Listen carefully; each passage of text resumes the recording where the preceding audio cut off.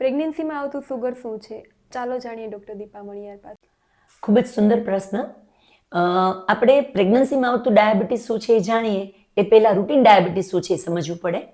Diabetes એવી બીમારી છે કે એમાં આપણા શરીરમાં સ્વાદુપિંડ એટલે કે પેન્ક્રિયસ નામનું અવયવ છે જે શરીરમાં ગ્લુકોઝનું નિયમન કરે.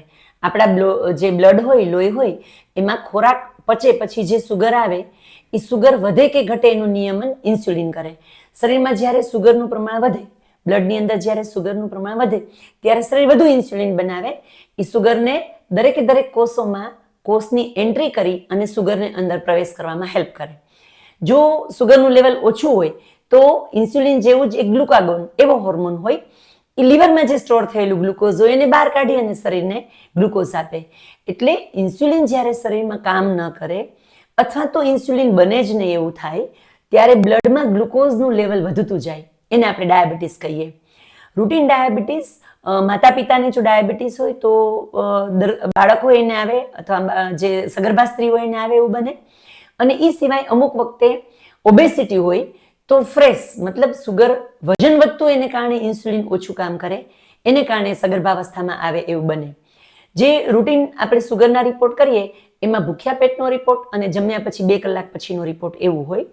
પણ સગર્ભાવસ્થામાં જે ખોરાક લઈએ એ બહુ ઝડપથી પચે નહીં અને ખોરાક લીધા પછી 2 કલાકે સુગરની પીક વેલ્યુ આવે એવું ન થાય. એટલે પ્રેગ્નન્સીમાં સુગરનું પૂરું નિદાન કરવા માટે GTT ગ્લુકોઝ ટોલરન્સ ટેસ્ટ એવો આપણે એક રિપોર્ટ કરીએ છીએ. એમાં ભૂખ્યા પેટે બ્લડ લેવાનું અને સુગરનો રિપોર્ટ કરવાનો અને 75 ગ્રામ ગ્લુકોઝ આપી 1 કલાક પછી અને 2 કલાક પછી એવી રીતે રિપોર્ટ કરવાનો. કોઈને 1 કલાક પછીની વેલ્યુ વધારે આવે, કોઈને 2 કલાક પછીની વેલ્યુ વધારે આવે, કોઈને બ્લડની અંદર નોર્મલ હોય તો પણ યુરિનમાં લીક થતું હોય સુગર એવું આવે. તો આ દરેક કન્ડિશન પ્રમાણે ઇન્સ્યુલિન આવે અથવા ખોરાકથી સુગર કંટ્રોલ થાય એવું ડૉક્ટર તમને ગાઈડ કરે.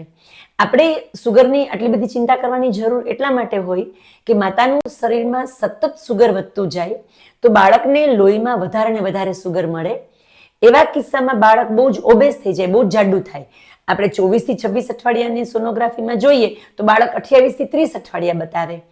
તો એવા કિસ્સામાં બાળક બહુ ઝડપથી જાડું થઈ જાય, એને વધુ ને વધુ કેલરી જોઈએ, એ આપણું શરીર પૂરું ન પાડી શકે.